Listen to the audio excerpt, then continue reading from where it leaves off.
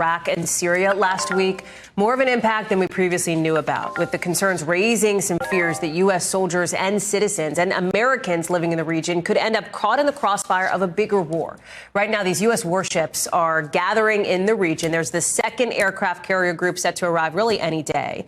And the mission here for the destroyers and cruisers and jets that you see here for now is to bring this kind of show of force to scare off anybody trying to take advantage of the chaos between Israel and Hamas.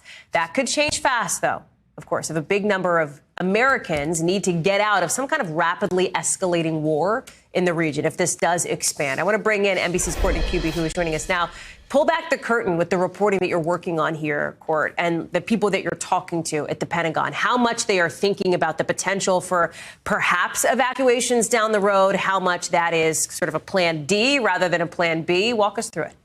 So a big part of what you just showed on screen there, the U.S. military that's in the region that's being moved into the region, a big part of the region that they're going is, yes, for deterrence, yes, for a show of support and defenses for the region. But another piece of that is for this potential, if Americans have to be brought out of Israel or even a number of countries around Israel, those military forces there could support. One of the main efforts would most likely be from a Marine Expeditionary Unit, the 26th MEU. It is in the northern Red Sea on the USS Carney. One of the things that a Marine Expeditionary Unit, or a MEU, trains for is a non-combatant evacuation. So they have the training to go into a place, especially if it's a contested or dangerous environment, and provide security and get Americans to safety.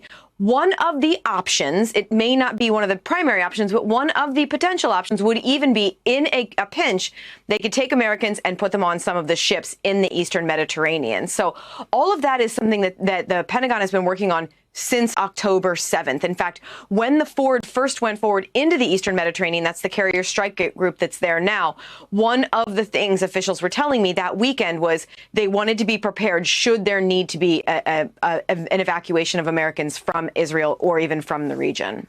That's so interesting. Courtney Kube, we're glad to have you there live for us at the Pentagon. Thank you. Right now.